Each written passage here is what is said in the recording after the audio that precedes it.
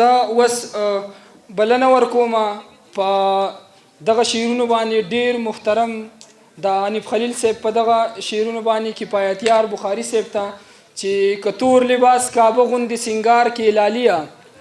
کتور لباس کعبه غوندې سنگار کې لالیا گمراه د زمانې به هم په لار کې لالیا او خبرې دي سندرې دي کلونه په سرشار یم خبرې دي سندرې دي کلونه په سرشار یم دا ځکه سولم هولم ایثار کړې لالیا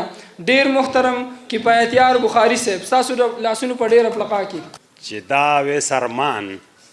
او دا مشال دا زما د خوري زامن دي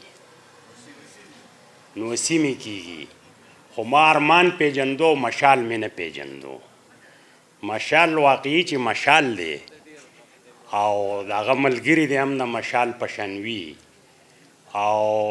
بله ورځ چې موږ دلته ودرېږو انشاءالله نو دا مشال ګروپ اف کمپنی ده او انشاءالله بل ځل به دا مشال ګروپ اف کمپنیز وي ځکه چې د دیو د حوصله د علم امره لوړه او د پامیر امره دنګه دا حوصله د ځوانانو ما ډېره کمه لیدلې ده زما په خیال هلکان دي او زما سره خو د هلکانو شاعري نشته خو د دې هلکانو دپاره اول څه ویمه که دیو به مې بیا واوري یو دوه شعرونه د دیو دپاره ویمه چې دیو مې واوري ځکه چې مشران خو به زه بیا داسې شعرونه ویمه چې یاره مشران به اورېدی شي او کشران به څه ویمه چې وایوري په خیال کې چې به کله تېرېدو په ترنم کې نو په ما باندې به ډېر خوږ لګېدو په ترنم کې څه ښکلی و او څه یې لا تازه تازه ځواني وه څه ښکلی و او څه یې لا تازه تازه ځواني وه سړی به ورته هسې پسخېدو په ترنم کې او یو دوه شعرونه دي د عقل او جنون مشته به څنګه یو ځای وشي یو اور ته دنګل غواړي او بل ګوړې ته واته او په دنګو کڼاوو کې په علم ورختل مینه د چا په ځان پیرزو شي دومره ستړې ته واته او یو غزل سره شریکومه یا بل مشال ایله رڼا بدي کړي یا بل مشال ایله رڼا بدي کړي خدمت د هر چا نه سیوا بدي کړي او لاس کدی پورته کو لاس کدی پورته کړه نو پورته بشي او لاس چاته ونیسه منی سره سوا بدي کړي لاس کدی پورته کړه نو پورته بشي لاس چاته منی سره سوا بدي کړي او دا غزل دی دا مطلع عرض د شاکر صاحبو نری لخته که همسا ده خو زما ده نری لخته که همسا ده خو زما ده څه زما څه د بابا ده خو زما ده د سیند غاړه مې د خپلو شنه ورشو مې د امزولو زه په بر کنډو کې اوسم او خوره وره بیدیا ده خو زما ده او زما غرونه ځنګلونه ټول هیرې جواهرات دي زما غرونه ځنګلونه ټول هیرې جواهرات دي ټپسان پې قبضه شوي د تنظرو واویلا ده خو زما ده او دا بل شعر دی که ډیلی که لکنو دی بېلابېل د بستانونه زما ځان له خپله دب دی زما خپله پښتونخوا ده خو زما ده او که کنډول دی او که جام دی زه د دواړو بس کمه خپلواکي که ازلي ده ازادي هم د رضا ده خو زما ده ناشنایی که ترګمی دی نو دلیل رسی منزل ته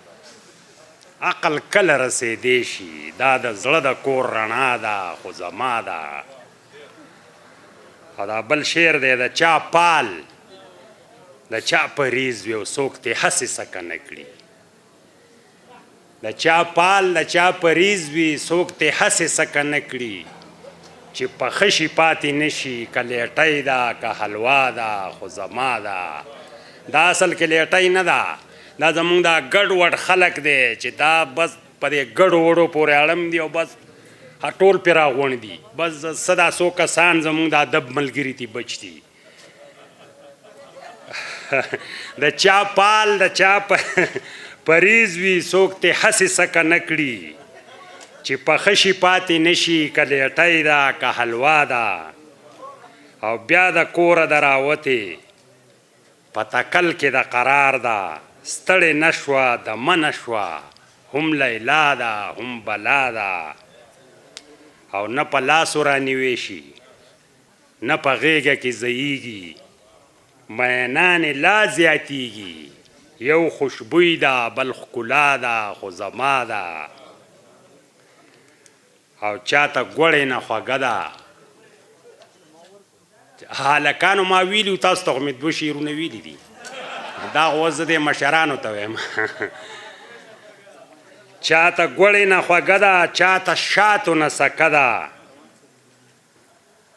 نه پردی ده او نه خپله او نه د چا ده او نه د چا ده او دا مقطع رز ده نن یې دومره ایله ووې څومره زړونه نورالامین صاحبو څومره زړونه دومره مینې ته به کمه کمه ستایې نن یې دومره ایله ووې یاره ستا ده یاره ستا ده خو زما ده او نری لخته که امسا ده خو زما ده څه زما څه د بابا ده خو زما ده والسلام انکار کوي نه سم کوي اقرار ستا باڼه په دوه زړه کې وي هر وخت ستا نظار ستا باڼه او یو پس دی بل تیره دی بیا یو پس دی بل تیره سمچا دي تیره کړي وار په وار ستا باڼه او شاکره زه چې کله د بل چا سترګو ته ګورم شاکره زه چې کله د بل چا سترګو ته ګورم نو مخې ته مې ودرېږي تیار ستا باڼه دا شعرونه چې د چا دي هغه محترم زمونږ استاد محترم د ململکن صدر د ریدی رنګ اوبو او کودري خالق دا زما لارښود زما استاد زه ورته په دغه شعرونو بلنه ورکوم چې دردونه ځان له ځان له دي درمان خو مو شریک دی دردونه ځان له ځان له دي درمان خو مو شریک دی دا ځمکه مو ایشلې ده اسمان خو مو شریک دی او راځئ چې رقیبانو نن د یو بل سترګې ښکل کړو راځئ چې رقیبانو نن د یو بل سترګې ښکل کړو که هر څه موجوده دی خو جانان خو مو شریک دی ډېر محترم پروفیسر ډاکټر اقبال شاکر صاحب ډېرې پړقې ورله ووایي بسم الله الرحمن الرحیم اللهم صل علی سیدنا محمد وعلى آله بقدر حسنه و جماله د ډېرې ښکلې رنګینې او خوږې غونډې صدر صاحب ډېر محترم بختیروان عمر خیل صاحب مشر میلمه د استادانو استاد زمونږ مشر زمونږ ملګری محترم نورالامین یوسفزی صاحب جاوید خیال صاحب بخاری صاحب شهاب صاحب د سوات نه راغلو هلکانو ښکلو هلکانو او د دې غونډې ګډونوالو زما د طرف نه سلامونه قبول کوي او مبارکي ورکوم مشال ګروپ اف کمپني ته چې دومره زړور قدم یې پورته کړی دی چې زه ګورې اوس هم د دیو په دې کار سم نه یم پوهی چې دیو څه کول کوي او څه به کوي او څه کول غواړي خو د دې دا جذبه او د دیو دا تقریب او د دیو دا ګډونوال او د دیو دا خلک چې مې ولیدل نو څه خاص کول غواړي او انشاءالله هغه خاص څه به کوي زه نورې خبرې نه کوم خبرې به دوه مشران پاتې دي هغې کوي خو زه څو شعرونه ستاسو سره شریکوم غزل دی نورالامین صاحب بختیروان صاحب چې ټوله شپه مې تېره کړي ناقلاره ناقلاره ټوله شپه مې تېره کړي ناقلاره ناقلاره اوس مې پرېږده چې وده شم په قلاره ناقلاره ټوله شپه مې تېره کړې ناقلاره ناقلاره اوس مې پرېږده چې وده شم په قلاره ناقلاره او مینې چرته بې لوزي هم په یو حال کې کړې نه ده مینې چرته بې لوزي هم په یو حال کې کړې نه ده ولې بیا هم زما زړه دی انتظاره ناقلاره مینې چرته بې لوزي هم په یو حال کې کړې نه ده ولې بیا هم زما زړه دی انتظاره ناقلاره او دا ګلونه په قلاره چې زلفو کې پراته دي دا ګلونه په قلاره چې زلفو کې پراته دي یو مین یې چرته تلی په دې لاره ناقلاره دا ګلونه چې زلفو کې دا ګلونه په قلاره چې زلفو کې پراته دي یو مین یې چرته تلی په دې لاره ناقلاره او زما یاد شي یو بابا راته په خوب کې وویلي زما یاد شي یو بابا راته په خوب کې وویلي محبوبه دې په نصیب ده ښه هوښیاره ناقلاره زما یاد شي یو بابا راته په خوب کې وویلي محبوبه دې په نصیب ده ښه هوښیاره ناقلاره او هر سحر د شاکر مینه په جامو کې نه ځایږي هر سحر د شاکر مینه په جامو کې نه ځایږي هر سحر د یار دیدن ته وي هنداره ناقلاره هر سحر د شاکر مینه په جامو کې نه ځایږي هر سحر د یار دیدن ته وي هنداره ناقلاره او یو غزل ویم بس نوی غزل دی چې په زوړ کتاب کې د یو مړاوي ګل تپوس وکما په زوړ کتاب کې د یو مړاوي ګل تپوس وکما د آینې نه کله کله خپل تپوس وکما نور الامین صاحب په زوړ کتاب کې د یو مړاوي ګل تپوس وکما د آینې نه کله کله خپل تپوس وکما او زه د رنګونو په خبرو باندې هم پوهېږم زه د رنګونو په خبرو باندې هم پوهېږم د تور ګلاب نه د سپین اوربل تپوس وکما زه د رنګونو په خبرو باندې هم پوهېږم د تور ګلاب نه د سپین اوربل تپوس وکما او خپلې پښتو پښتونولۍ ته ملامته شمه خپلې پښتو پښتونولۍ ته ملامته شمه چې د بچو نه د اشر غوبل تپوس وکما خپلې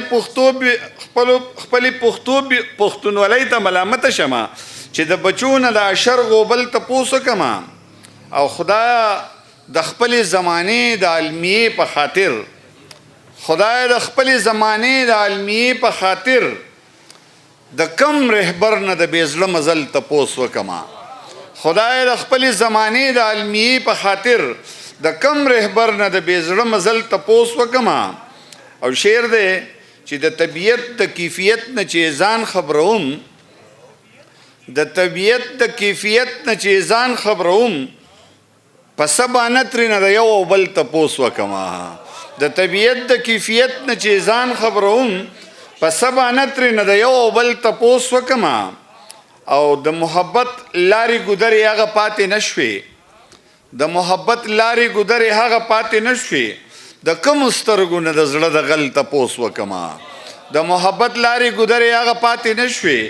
د کومو سترګو نه د زړه د غل تپوس وکما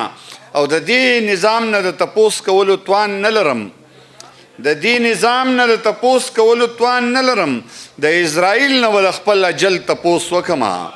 د دې نظام نه د تپوس کولو توان نه لرم د اسرائیل نه د خپل اجل تپوس وکما او شونډې بسرې کما او سترګې به هم تورې کما شونډې بسرې کما او سترګې به هم تورې کما د خپل شاکر نه خو چې زه اول تپوس وکما ډېره زیاته مننه شیرخان شوز د طرفه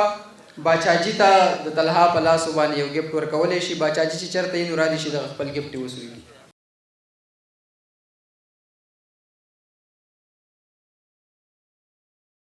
زه بلا تاخیر زمونږ د ټولو بابا د ادب بابا د تنقید بابا د افسانې بابا خبره کومه د نور الامین یوسفزي صاحب بلا تاخیر هغوی ته بلنه ورکوم د ساحل صاحب په دې شعر باندې چې بیا پترې وهم ساحل په خپل ټوټې ټوټې کچکول بیا پترې وهم ساحل په خپل ټوټې ټوټې کچکول خیر د پښتنو نه د پښتو دپاره غواړمه بابا ډېر بیمار هم یې ډېر تکلیف یې ورته خو ستاسو سره د اخره پورې ناست دی ډېره زیاته مینه وله ورکوي او ډېر په زړه په غوږو باندې واورئ نورالامین یوسفزی صاحب د دې ډېرې ښایسته او په دې جنتي ماحول کې او د ګلونو په دې آبادۍ کې په ګل آباد کې د دوره ښایسته محفل صدر صاحب بختروان عمر خیل صاحب زما نور ملګري ډاکټر شاکر صاحب خیال صاحب او بخاري صاحب نور چې کوم شاعران پاتې اکثر خو زما خیال دی چې خپلې کیسې وکړې هغوی تللي دي او هغوی که تللي هم دي نو بهرحال هغوی صاحبان نو زه ډېر زیات یول خو د هر څه نه مخکې خو زه ډېره زیاته مننه کوم د مشال ګروپ اف کمپني د ټولو د دوی سی او صاحب هم او د هغه د ټیم د سودیس مشال او د هغه د ملګرو د ټولو ډېر زیاته مننه کوم او د دې سلام د ګروپ اف سیکرټریز هم چې دا کوم د دوی مننه کوم ډېر ښه پروګرام یې وچلو ناستم پرون بله ورځ یو زلمی راغلی و زمونږ رشته دار دی د اماراتو نه او هغه نن سبا د شاهي استبل انچارج دی او داسې د 21 کالو زلمی دی نو هغه هلته کې چې دی پاکستاني کم از کم 40 لکه روپۍ میاشت اخلي ځکه چې اوسته لري داسې کالې 8 میاشتې وشو نو هغه یو خبره وکړه هلته زمونږ په دې کلي کې د هغه پلار چې دی د هغه والد صاحب هغه یو روایتي عام لکه زیات تعلیم یافته هم نه دی خو زمونږ د انډیجنس چې کوم وزډم دی دانش دی هغې کې هم ډېر لوی کمال دی هغه وی زما پلار وی چې کم هلک د 21 یا 22 کالو شي نو دی به د جالې نه راغورځي لکه د چنچڼې او چې دی د جالې نه راوغورځي نو یو 2 ځله ټوپ وخوري اخر بس والوځي په خپله او که راودې نه غورځو نو دی تر اخري عمره پورې بیا نه الوځي نو دقه خبره ده چې دا ځوانان چې دي دی مشال غني خان ته ملامته نه دی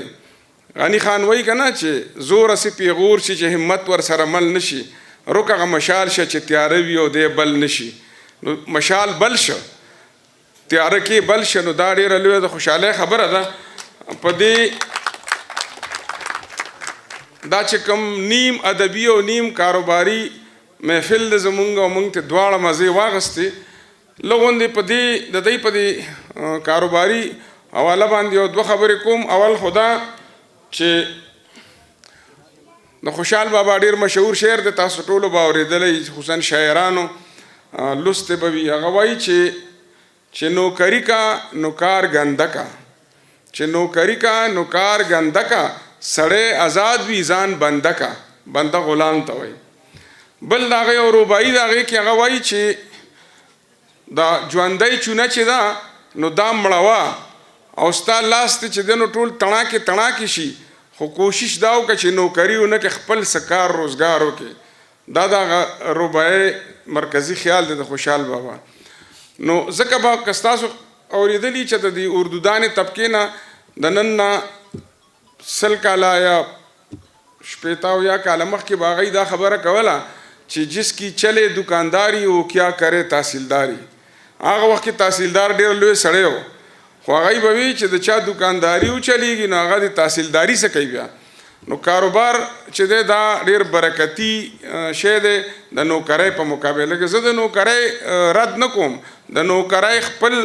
ظاهره خوشحال بابا وایي چې هر سړی پیدا دی خپل کار لره که نه خو رښتیا خبره دا ده چې زمونږ ځوانانو ته دې وخت کې د دې خبرې ضرورت دی چې دی جرأتونه وکړي او دی ګروپ اف کمپني جوړه کړي ځکه چې موږ اکثر یو بل سره اتفاق او اتحاد کوو نه موږ داسې ډېر اناپرست غوندې خلک یو او که په مخکې سب کې د ودرېدو نه هم یو نو زور به کوو چې زه به په مخکې سب کې ودرېږم د هغې د وجې نه زموږ اکثر اتفاقونه او زموږ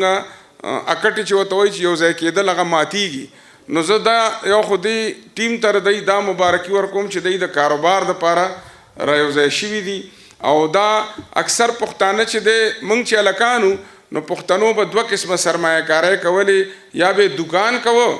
اکثر دکانداری، او یا به ګاډی واغسته دا ډاټسنې ماټسنې دا راوتې وي. نو په ګاډي کې بنده سره 2 کسه صرف په نوکری کېږي، او هغه د معاشرې د ټولو نه کمزوره نوکري ده. یو کلنډر شي او یو ورسره سموده پس په خپله ډریور شي بیا هغه مالک، نو یو کس په روزګار کېږي. په دکان کې زیات نه زیات 2 شي. کله چې ته داسې کاروبار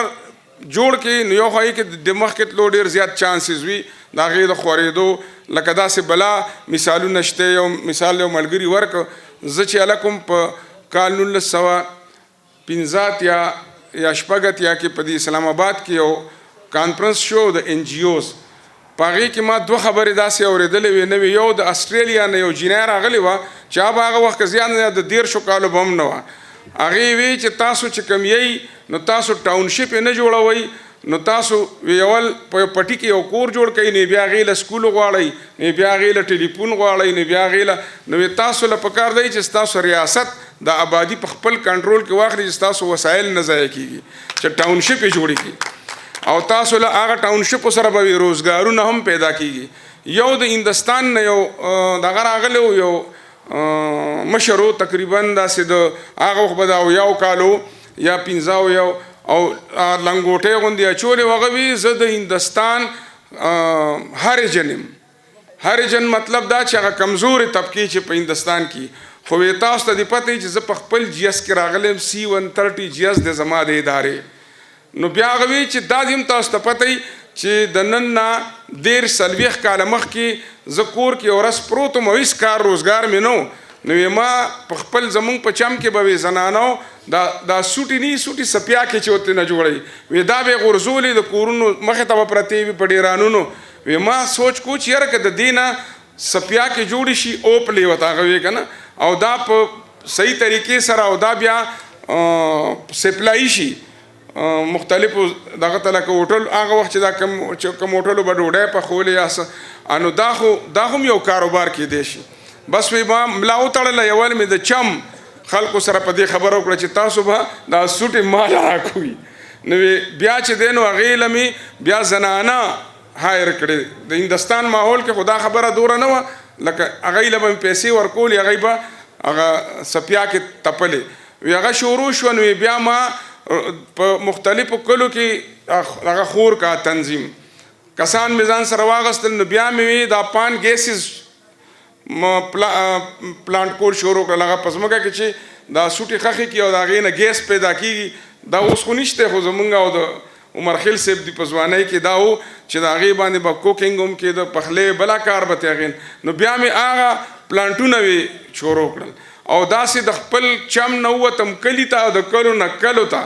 او د کلو دغه ټولو قصبو کې خور شوم. او بیا یې وی چې نن چې زه راغلی یم 40 کاله پس پاکستان ته، نو ما څخه زما ادارې څخه 2 C-130 جیزونه هم دي او هغه زما د ادارې خپل دي. نو دا مطلب زما دا دی چې کله ته څنګه چې انګریزان وایي چې ویل بیګن از هاف ډن، چې کله ته د یو ساهو جذبې سره استقامت سره یعنی داسې استقامت سره لکه خوشحال بابا وایي که نه چې غوټې پسې وهې په لاس په درشي، چا وی دا چې په دریاب کې ګوهر نشته، چې که یو ځل نی نو بیا غوپه لګې، که بیا نی نو بیا، او دا دې اراده کړي چې زه به د دې دریاب نه ګوهر راوباسم. نو زه دې ځوانانو ته وایم چې ما وختیم دا خبره د ملګرو ته کوله چې دې وخت کې 3 قسمه ځوانان دي. یو هغه دي چې هغوی خپل کاروبار شروع کړی دی یا په روزګار شوي دي، غیر معمولی قابلیت لري، PMS یې کړی دی، CSS یې کړی دی. او یو هغه دي چې هغوی د ښو کورونو سره تعلق ساتي، تعلیمونه یې کړي دي، خو دغه کسې ناست دي، هېڅ کار کسب نه کوي او دی په دې انتظار دی زه به نوکر کېږم. خو د هغوی لکه د خپل ذات نفي کوي ناست دي او هغوی هم د یو خاص قسمه نفسیاتي بحران سره مخ دي. خو یو درېیمه طبقه هغه د لوور میډل کلاس طبقه ده چې هغه ډېر زیات هغوی کوالیفاید شوي دي، په ډېرو تکلیفونو چرته تعلیم نیمګړی پاتې شوی دی، خو هغوی سره هېڅ قسمه روزګار نشته، کاروبار نشته. چې نشته نو ظاهره خبره ده چې د نفسیاتي ستونزو سره مخ دي. او دا په پاکستان کې او بیا په پښتونخوا کې چې خودکشۍ سیوا شوې، نو په دې کې هغوی ډس آرډر شوي دي، یعنی د موږ داسې ویلی شو چې د منټل ډس آرډرنس ښکار شوي دي او هغوی د عجیبه بیمارو د نفسیاتي هغوی ته که یو پله د سایکو تھراپي ضرورت دی نو بل پله دا چې کوم د اپر میډل کلاس زموږ بچي دي چې هغوی کاروبارونه شروع کولی شي د دې خلکو ضرورت دی ورته چې دوی روچت کړي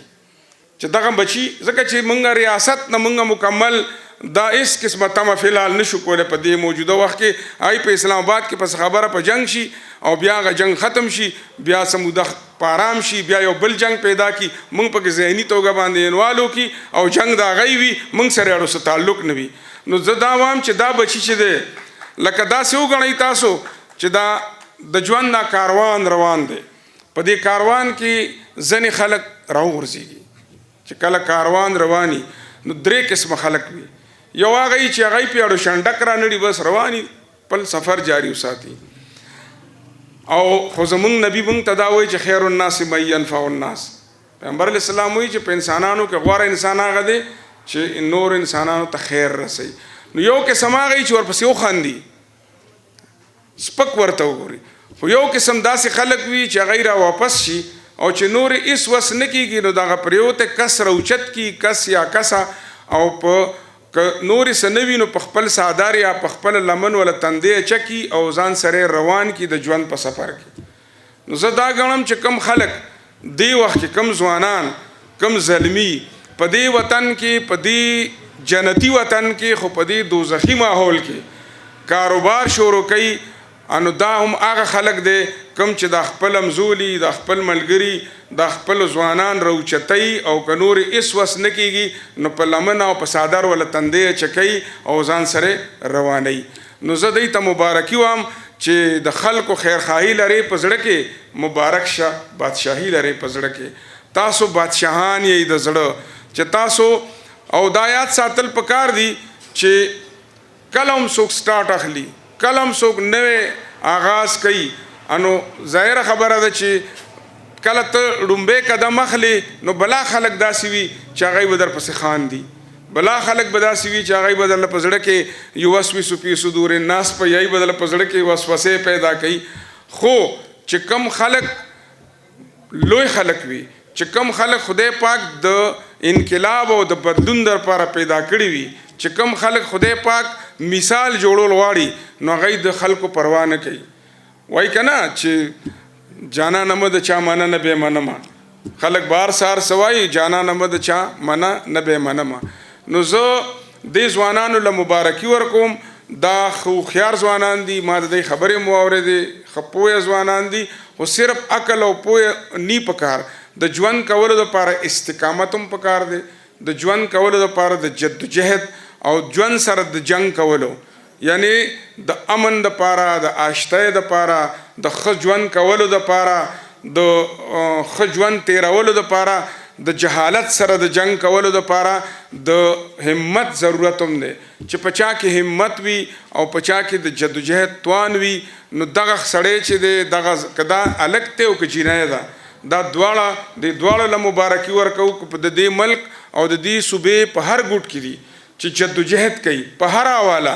که هغه د یو ښه سروس حاصلولو دپاره مطلب دا د پی ایم ایس یا د سی ایس ایس دپاره جدوجهد کوي نو زمونږ بچی دی زمونږ بچی ده نو هغه ته هم موږ د دې ځای نه مبارکي وو او چې بیا داسې امپایر جوړوي دومره ښایسته د کاروبار چې د هغې دومره اړخونه لکه د دی دې کاروبار ته که تاسو وګورئ نو یو پله خو دی یو داسې کاروبار هم افر که چې هغې کې بچ دی انو دی سره به موټر سایکل وي او د دی به یو دفتر وي او هغې ته به خلک ټلیفون کوي د کور نه ظاهره خبره ده اکثر خلک د کورونو نه بهر دي زنانه ایوازي په کور کې یا کونډه وي په کور کې او هغه به ټلیفون کوي چې بچې ماله چې دی انو زمونږ کور ته ماله مثلا ماله چې دی نو ډوډۍ راړه د تنور نه یا ماله چې دی نو او که لږ اسودحال خلک نو ته به وایي چې ماله پیزا ورته وایي ماله پیزا راړه ماله چې دی نو بل سره نو یو دی دا یو اړخ دی د کاروبار چې دا دې ته تاسو څه نوم اخلئ زمونږ په کلي کې خو د دې دا قسمه چې کومه کمپني جوړه شوې د هغې لی باتور نوم ایښی دی او د دوی خو د مخیل نوم د دې مشال عیسه ده د دې سره سره دی چې کوم د آبادۍ د آبادۍ چې څومره هم اړخونه دي هغه که په د پاسه مثلا د چت د پاسه الومینیم د خورولي چې لکه ساسینه یا په دیوالونو باندې چې کوم د نقش و نگار او د ښایست او د ښکلا دپاره او د دې دپاره چې هغه اوبه نه اخلي هغه هسې خو دا رنګونه چې پیو کې بنده نو اوبه اخلي او هغه دومره چټي ډېر بد هم لګي نو د مطلب دا دی چې دی کې یو احساس جمال هم دی چې هغه کاروبار هم دی او دې سره سره دی چې کوم څلور پنځه نور کارونه یاد کړل نو هغه ټول د آبادي سره مطلب دا دی چې بربادي پکې چرته هم نشته ټول کاروبار یې د آبادۍ سره تړلی دی زما به یو دا درخواستي دوی ته چې هغه یو مشهور حدیث مبارک دی چې یو صحابي کور جوړ کړی نو نبی علیه السلام د هغه کور کتوله راغلو نو په هغې کې په ګوټ کې یو کوازه وه نو هغوی تپوس وکړه چې دا کوازه دې پکې څله جوړه کړې ده نو هغه ورته وی چې په دې کې به تازه هوا راځي نو حضرت ورته وی چې تازه هوا خو به پکې هسې هم راځي تا به ویلي چې زه پکې د اذان اواز هم اورېدی شم نو ثواب به دې هم کېده نو زه دی توام چې د دې ادارې سره تاسو دا نیت هم وکئ چې په دې چاپیرچل کې که چېرته کې بېوسه ځوانان وي چې هغه باصلاحیته وي باسواده وي هغوی کې چې دی نو غیر معمولی قابلیت وي ټیکنیکلی بعضې کس ډېر غیر معمولی ډګري لویه ډګري نه اغوستي خو ټیکنیکلی هغه ډېر زیات هوښیار وي نو د هغې دپاره تاسو یو اړخ داسې جوړ کړئ د دې چې دې چاپیرچل کې هغه سرچ کوي هغه د هغې لټون کوي او داسې ځوانان تاسو را پیدا کوي د هغې د خپل دغه حصه کوي چې کله ستاسو کاروبار وچلیږي او انشاءالله چلیږي به زما 100% یقین دی نو چې دا تاسو کم از کم په کال کې 2 یا 3 یا 4 ځوانان یا پیغلې د هغې سرپرستي کوئ نو هم دا به ډېره لویه خبره وي او چې خدای پاک ستاسو کاروبار وچلی او انشاءالله چلی به چې په هغې کې صدقه وي په هغې کې د خیر خیرات نیت هم وي او د دې سره سره دا هم ممکن ده چې تاسو بل پروګرام بیا داسې وکئ چې په دې ضلع کې یا په تحصیل کې کومو جینکو هلکانو په بورډ کې پوزیشنونه اخیستي تاسو دا ټول ملګري راوغواړئ او هغوی له انعامونه یا واډونه ورکوي یو 15,000 روپۍ انعام وله ورکوي نو تاسو دې سره چې څنګه تاسو ادب وتړه نو دې سره تاسو سوشل ورک هم تړلی شئ او دغه سوشل ورک چې دی دا ګوره د دنیا چې کوم غټې ادارې دي لکه مثلا لیکسن دا اشمانی ګروپ چې دی دا د لیکسن سره تړلی دی دا تاسو وګورئ په ټوله دنیا کې د لیکسن والو سیګرټ خو ښه شی نه دی خو لیکسن والا چې دی د سترګو چې کوم بهترین اسپتالونه دي او پکې ډاکټران دي نو هغه د اشمانی ګروپ دي او هغه چې کوم دی نو د لیکسن سره تړلی دي نو داسې بلای لوی لوی کاروباریان دي چې هغې کې هغې ته خو بیا دا فایده هم رسي چې په ټیکس کې ورته هم ډېر چوټي ټیکسونه پې هم کمیږي چې کله هغې د خیر ښېګړې کارونه کوي نو زما دا یقین دی چې انشاءالله کال له بیا که موږ راځو دې پروګرام له نو داس انشاءالله دا به یو ډېره فعاله او مضبوطه اداره وي او بیا به چې کوم دی نو موږ داسې د یو داسې ادارې میلمانه به یو چې هغه اداره به داسې غني اداره وي نو موږ به هم ورسره ځان ښه محسوسوو چې لکه موږ د یو غني ادارې میلمانه یو زه دوی ته بیا مبارکي وایم او د دې خو ډېره زیاته مننه کوم چې زما شاعران ملګري راوغوښتل او د پښتو ژبې یعنې دا هم د دوی یو داسې اړخ دی چې دا ځوانان په دې خبره هم پوهېږي ما مرخیل صاحب ته وی ما پخوا به د اردو شاعران چې وو نو دوی سره به د خپل موریدان 10-12 ګرځېدل او ورسره به چې دی نو دوره کوټه کې هم وی دا مصحفي او انشاءالله میر انشاءالله خان انشادي نو دی به خپلو کې اکثر په شعرونو کې په جنګ شو نو هغه یو طرف په بل ته وهی نو ما نن په دې محفل کې چې دی نو ستاسو 10-15 شاگردان او موریدان موجود دي اما تاسو داسې ښکاره شوي چې لکه دا یو مصحفي دی یو انشاءالله خان انشا دی که نه نو دا هم ډېره ښه خبره ده چې دی دلته کرونده کړې ده د علم او د ادب او دا صرف شاعران نه دي پوه ځوانان دي قابل ځوانان دي او د هغې نه دا بوټی هم نال شوی دی دا چې کوم بوټی نال شوی دی نو دا ټول یو ګروپ دی یو کمپنی ده ملګري دي که نه د یو کل پی وړه دي نو زه تاسو ته مبارکي وایم چې تاسو داسې زرغونه کړې ده او داسې بوزغلې هم کرلې دی دلته چې صرف د مشرانو نه په هلکانو او په ځوانانو کې هم د هغې موږ ته د هغې هغه ښایست او ښکلا او جمال راښکاره شو جمال صرف دا نه وي چې یو بنده یو څیز په شکل باندې اخیسته وي. جمال دا وي دا هم وي چې د معاشرې نه د ټولنې نه بدرنګي لرې کوي، بېروزګاري لرې کوي، جهالت لرې کوي، غلاظت لرې کوي، ګندګي لرې کوي. دا هم جمال دی. او دا جمال چې دی نو دا د هغې جمال نه کم نه دی کوم چې د صورت جمال دی. نو زه دی ته د سیرت په دې جمال باندې بیا مبارکي وایم، د دی مننه کوم چې زه هم دې محفل ته راوستم او تاسو سره مخامخ کړم. مشاعره ده نو بس یو دوه شعرونه به تاسو سره شریک کړم چې زاړه شعرونه دي. شاعران زاړه وایي نو زه خو شاعر نه یم، ماهر یم که نه. شاعر ناماهر د سپکاوي دپاره یې ګورئ، نه چې تاسو وایي خپل صفت کوي. خلک وایي یو شاعري یو ماهري که نه چې هسې غار او سر ور یو ځای کوي.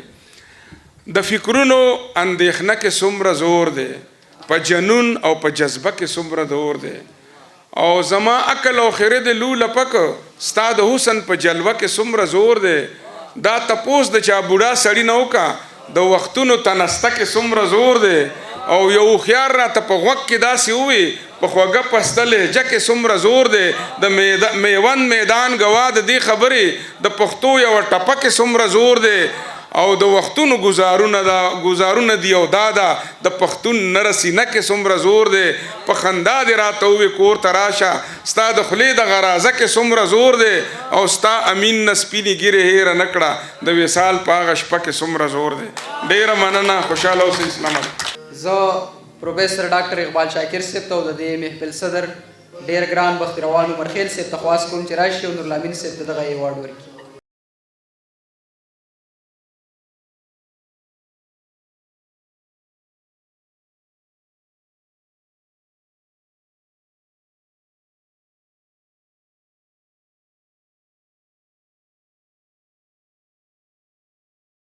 زه چې اوس کوم شخصیت راغواړم زمونږ ادبي لارښود دی، زمونږ استاد دی. بابا تاسو دې کرسۍ ته یو ګڼ. زه په خپل دکان کې ناست وم، د فضل سبحان افغاني صاحب د شاعرۍ کتاب مې لوستو. نو زمونږ زه ورته بایجان ویم یو مشر دی، نو هغه دکان ته راغی، ما ته وی هلکه شاعري ګورې؟ ما ورته یا وم. نو ما ته وی وایي تاسو خو شاعران یې، خو د بختروان صاحب شاعري کوي که نه؟ مونږ ورته د مینې نه بابا وایو، زه به ورته د دې نه پس بابا وایم. نو ما ورته هغه شاعري نه کوي خو مونږ له شاعري سموي. نو هغه ما ته په جواب کې وی دا خبره ډېره قابل غور ده، تاسو یې واورئ. وایي هغه خو چې کمې خبرې کوي نو هغه هم د شاعرۍ نه کمې نه دي. دومره زمونږ خوږ بابا دی، زما ادبي لارښود دی، ډېر ښه نقاد دی، ډېر ښه افسانه نګار دی، د خوشحالیاتو ډېر ښه ماهر، ډېر ښه نثر نګار، د مرستیال لیکوال مل ملکڼ روحي روا. مننه ستاسو د لاسونو په پړقا کې خوږ بابا جان. بسم الله الرحمن الرحیم. مننه سلمان سلامه بچیا ستا د ښو الفاظو د ځان باره کې. اوس داسې کار دی چې تاسو چې کوم ناست یې که نه دومره صبر هم کړی دی، به لږ صبر به نور هم وکړو. ټیک ده نورالامین صاحب. زه په خپل ځاني خپل ډېر ګران ډېر قدرمن لوی دانشور، لوی نقاد، لوی فکشن رایټر، لوی شاعر، د زمونږ د پښتنو جمال او جلال دواړه په دغه یو شخصیت کې راټول شوي دي. نورالامین یوسفزي صاحب او د هغه دا مینه د دلته ملکڼ ته راتګ په سر سترګو قبول دی، منظور دی. دوی ته چې چا هم ویلي دي نو راشئ، نه زه ګڼم چې کنې د دوی زمونږ د خاورې سره د ملکڼ سره بې کچه مینه ده. ځکه زمونږ کشران او زمونږ د زلمي ورسره هم خپل محبت لري او دوی راغواړي په مینه او دوی بالکل په راڼه وچولي دلته راځي. نو زه یې ډېره مننه کوم او هرکلی ورته ویم. خپلو ټولو مشرانو، استادانو، ملګرو، زه به یو خبره دوه وکړم. د ثاقب باچا مننه، دې ما کېنو د تلو ما یې کېنه زه ستا په حواله باندې یو خبره کوم. نو د ما د خپل غرض دپاره کېنوم چې دی ناست وي نو زما نه به خبره هېره نه شي. زما مسله ده چې زه اکثر یوه شروع کړم هغه هېره شي بیا بله شروع کړم. نو د هغې نه مخکې به زه یو د جونیل یو شعر ویم چې هغه وایي چې یہ نوکری جو لوگ کرتے ہیں یہ کوئی کام کیوں نہیں کرتے نو د دی خبره وکړه ثاقب باچا چې موږ لګیا یو موږ نوکران پیدا کوو او وایي تاسو پوهیږئ که نه لکه دا سبقونه مبقونه دا څنګه چې نورالامین صاحب ډېر په تفصیل سره خبره وکړه نورو ملګرو هم چا په شعر کې چا په اشاره کنایه کې خبره وکړه نو دا حقیقت دی چې هنر ته راتګ د وخت ضرورت دی ټوله دنیا کې کاروبار ته په درانه نظر کتې شي او دا فرست پریارټي د خلکو او چې خپل تعارف کې وکې د یو بزنسمین په طور باندې نو تا ته ډېر لوی درناوی درکړلی کېږي او د نوکري چې کوم ده نو دا په څلورم پنځم آپشن کې سړي ته پرته اولنی آپشن د مترقي ملکونو د پوهه سوسایټي دا وایي چې کاروبار بیا هنر بیا اګریکلچر او دغه شانتې ورستی خبره چې د هیڅ وس داسې نه رسي د روزګار نو هغه به نوکري کوي زما یو د یونیلیور NSM بلکې هغه د ورلډ منیجر هغه راغلی و هغه ته چترال ته زما هلته بزنس سیټ اپ دی نو هلته راغلی و نو زما بچي موږ وله پارټي کې زما مشر دوی هغه وخت کې سټوډنټ و فرسټ ایئر کې بیا بلسم کې و دغې وخت کې نو هغه نه یې تپوس وکړو بچي وایي چې فارغ شي سبق پوره کړې نو نوکري به کې که روزګار له به راځي نو هغه خو پوهېدو دومره نه خو بس وایي زه به نوکري کوم زه روزګار له نه راځم نو هغه ورته زما یو خبره یاد ساته وایي زه په خپله هم نوکر یم خو ستا دپاره دا سجست کوم هسې ستا نه تپوس کوم چې نوکر ښه دی که مالک ښه دی هغه ورته مالک ښه دی نو مالک جوړ شه مطلب یې چې روزګار ته راشه نوکري موکري ورستی چې بیا نور څه وس نه رسي نو بیا نوکري کوه دا مې د ثاقب باچا د خبرې په حواله کې ووې چې تا ډېره د کار خبره کړې ده ډېره لویه خبره دې کړې ده ما واخیسته او ما ته رایاده شوه د موږ دا نشست څنګه نورالامین صاحب ووایي چې د روزګار سره هم د کارپوریټ ورلډ او د لټریچر هم را یوځای کړه او دواړه په یو ځای باندې کېناستئ زه په خپل ځاني د ادب سره مې تقریبا د 40 کالو راسې یا دې نه لږ باندې او روزګار سره مې د 10 کالو راسې تعلق دی روزګار مې 10 کالو راسې دی زه روزګار ته هم کاروبار ته هم اکسیډنټلی راغلی یم موږ په کورنۍ کې داسې کاروبار د چا نه و نه چا کړی دی نه پرې پوهېدو خو زما پکې تقریبا 10 کاله یا 11 کاله په 95 کې زه راغلی زه د برټش امریکن ټوبیکو سره کار کوم نورالامین صاحب چې د الیکشن حواله ورکړه نو دا دی نن سبا دغه د هغه زما کمپیټیشن دی هغه زموږ کمپیټیټرز دي زموږ دا بیچ دی هغه دی فلیپ چې د لیکسن او د لاکهاني ګروپ او د هاشواني ګروپ او د دې خلکو یو بزنس و کم ځای کې په دې وطن کې چې بزنس ډیولپ شي که نه نو دغه غټ خماران چې کوم دي په دنیا باندې په ورلډ ټریډ باندې چې چا قبضه ده هغوی دوی واخلي قیمتاً واخلي او په خپل فرم کې یا په خپل کمپنۍ کې مرج کړي د پاکستان یو څو درته زه وایم ولګېده ملک پیک یې واخیستو ملک پیک پاکستانی کمپني وه چې د پوه شو چې دا خو ډېره دې ګروت وکړو نو هغوی واخیسته هغوی ضم کړه هغه روزګار یې د دوی وخوړو دغه چې دی فوډس دا فوډس واخیستله دا د هغوی دغه دی زمونږ په یو نوم باندې ډېر برانډز دي بلا دنیا سبب ذکر کوم خو د دنیا کې چې کم دي ملټي نیشنلز هغه یا جویش دي یا یورپین دي یا امریکن دي. دا درې ادارې دي چې دوی د دنیا په روزګار باندې نظر دی دوی او دنیا چلی هم دوی. نورالامین صاحب وختي خبر وکړي چې دوی بیا په ټیکسس کې چوټي او دغه کوي دا ملکونه ته کېنه. زه په دغه ځای کې دننه ناست یم ډېر ځکه زما ډېر وخت مو شو که تاسو تنګېدی نو قیسې به درته یو دوه څلور نورې مو کړ. نو دا زموږ شاکر صاحب سره بیا اوس خبرې کولې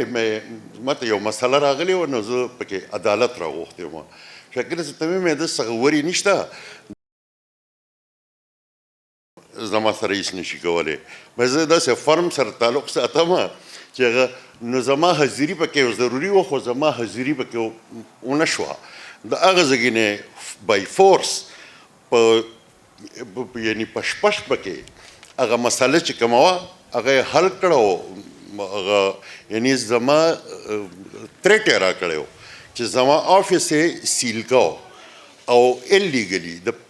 بیا د پیداګیر دپاره یا د هر څه لپاره چې زما ریپورټ لاړ شپه ته شپه هغوی ته چې زه داسې فرم سره تعلق ساتم. نو هغوی وایي د هغوی د خولې وینا ده چې موږ اوه مرکزي ادارې چلو هیلث هم موږ چلو دا زموږ په ډونیشنز ورته یاوې یا هر څه چې ورته وي خو دا زموږ په هغې باندې چلیږي. وایي چې موږ پنځه یا اوه ادارې چې دي دا زموږ په ټیکسز باندې چلیږي چې په هغې کې ټول نه غټه یو هیلث ده. حالانکې د دې سګرټو په پیکټ باندې د پاسه نیم پورشن چې کوم دی نو د هیلث وارنینګ باندې یې پور کړي لکه دغه منافقت دی زمونږ. د هیلث نه پیسې اخلو دا شی چلو خو د پاسه په ډبي لیکلي چې ګورې کینسر ته لګي او صحت لپاره ښه نه دی او دا داسې نمونه خبره ده. ښه جي د پښتو ادب او کاروبار زه په خپله تجربه باندې ویم. زما یو پرفارمنس باندې زه لکه د تاسو خو سبقونه ویلي دي زمونږ د ارمان او د ورونه او دا ټول کوالیفاید دي چا ایم فیل کړی دی چا ماسټرز کړي دي څوک لګیا دي پی ایچ ډي سکالران دي او دوی دغه خو زما سبق چې کوم دی نو ما پښتو ویلې ده چوټه لکه نور پکې اډو سشتم نه او راغلی ما بزنس ته زما پروفایل پروتو زما یو دغه وه انټرویو وه د پیسفیک ایشیا ورته وایي یو دنیا په سطح باندې یو میګزین چاپ کېږي د هغې یو دغه زما په دفتر کې لګېدلی هم دی یو هندوستانی صحافړه وه هغه هلکان تلي دي که نه ډېره ښکلې وه خو زما سره مې مشر زوی و ډېر ګپ مې ورسره نه شو لګولی که نه نو هغې زما انټرویو اخېسته نو هغې ما ته وایي چې چې زما پروفایل وکتو نو مس هغه ډېره حیرانه شو په دې سیرینا کې اسلام آباد کې موږ ناست وایي چې یاره دا څنګه کیدی شي که نه چې یاره زما په پرفارمنس نه ما له ګاډ یم په انعام کې راکړی و که نه ما شاکر صاحب او صالح صاحب د ځان سره بوتلي وو موږ دغه ځای کې بیا په شریکه راوستو که نه یعنې تر دونه پورې بیا د سړي دغه ته هم ګوري پرفارمنس ته هم ګوري وایي چې دا څنګه کیدی شي چې ته د لټریچر سټوډنټ یې او هغه هم د پښتو ادب او راغلی ملټي نیشنل ته او بزنس او دومره ښه پرفارمنس او نو د دې نه علاوه نور څه کوې مې د دې نه علاوه نور څه وایي چې د بزنس نه علاوه نه مې د بزنس نه علاوه دغه ادبي هلې ځلې کوم که نه زموږ یو ارګنایزیشن دی په هغې کې بس زه لیکل میکل هم کوم کله کله پکې خبرې مبرې هم کوم وایي چې ښه وایي چې په لیکلو کې څه کوې نو مې بس ورانې جاړې شارټ سټوریز لیکم کله کله طب ازمایي کوم او همداسې ملګرو سره شعر و شاعري اورم هم بیا وایي چې دې نه علاوه څه کوې مې علاوه نور څه پکاري وایي چې بس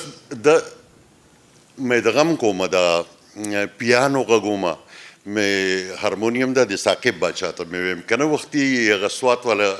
هلک دغه شروع کړو الاپ چې شروع کړو نو ما د ځان سره سوی مې راک درباري ونیو که نه ثاقب باچا وی بالکل نو زه ربابست یم ثاقب باچا وی که مې ښه ګوډ ده خو دواړه مې بیا خو کښېنه نو مې دغه هم کومه داسې دنیا کیسې مې ورته وکړې هغې ما ته وی چې داسې کار دی چې د معاش چې کوم دی دا اکټیویټیز دا کاروباري دا نوکري دا روزګار دا هنرونه دا زموږ ضرورت دی دا به موږ خامخا کوو چې یو سړی دا نه کوي نو دی به څه کوي دی به خامخا کوي چې دی ژوندی دی د په لاسو خپو روغ دی دی به کار کوي خو د دې نه علاوه چې مونږ کم اکټیویټیز کوو څه کوو چې هغه مونږ سوسایټي له ورکوو یو پازیټیو لکه دا نورالامین صاحب دی دا دغه ثوابین او دا راغلی نن په 12 نیمې بجې له ما د اګتې بګتې اوري او ناست دی که نه د قرباني ورکوي نو دا چې دی دا هغه اضافي کار دی چې د روزګارونو علاوه ته سوسایټي له یو سوچ ورکې یو فکر ورکې د خپلې ژبې دپاره د خپل قام دپاره هغوی ته مثالونه ورکې هغه د دنیا تصویر کشي ورته کوي هغه چې چېرته خلک روان دي څه موږ یو کوشش دی چې موږ یې کوو باقي کارونه د الله دي زموږ خو ژوندونونه ختم شو خو امیدونه همداسې دي چې خدای دې وکړي چې راتلونکي نسلونو ته زموږ د وطن داسې شي چې دغه سراج الحق خبره چې بیا دلته خلک نوکروله راځي که نه نو زموږ ارمان هم دی خدای دې راولي او زه ارمان ته او دغه وروڼو ته دغه فیملي ته دغه خاندان ته په دې لوی سټپ باندې اوچتولو او که چېرته هم زما د کاروباري تجربې څه ضرورت هم شو زه هر وخت تابعدار یم زما دعاګانې دي الله تاسو کامیاب کړي الله دې تاسو وځلي او په دې دومره ښه نشست کې د ناستې ډېره ډېره مننه خوشحاله اوسئ